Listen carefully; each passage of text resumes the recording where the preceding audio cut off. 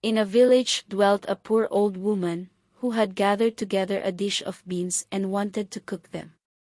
So she made a fire on her hearth, and that it might burn the quicker, she lighted it with a handful of straw. When she was emptying the beans into the pan, one dropped without her observing it, and lay on the ground beside a straw, and soon afterwards a burning coal from the fire leapt down to the two.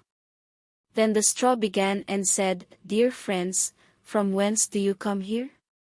The coal replied, "I fortunately sprang out of the fire, and if I had not escaped by sheer force, my death would have been certain, I should have been burned to ashes."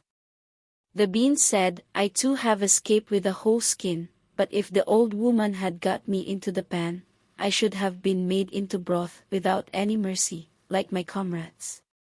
"And would a better fate have fallen to my lot?" said the straw. "The old woman has destroyed all my brethren in fire and smoke, she seized 60 of them at once, and took their lives. I luckily slipped through her fingers." "But what are we to do now?" said the coal. "I think," answered the bean, "that as we have so fortunately escaped death, we should keep together like good companions, and lest a new mischance should overtake us here, we should go away together, and repair to a foreign country." The proposition pleased the two others, and they set out on their way together. Soon, however, they came to a little brook, and as there was no bridge or footplank, they did not know how they were to get over it. The straw hit on a good idea and said, "I will lay myself straight across, and then you can walk over on me as on a bridge." The straw therefore stretched itself from one bank to the other, and the coal, who was of an impetuous disposition, tripped quite boldly onto the newly built bridge. But when she had reached the middle, and heard the water rushing beneath her, she was after all afraid, and stood still, and ventured no farther.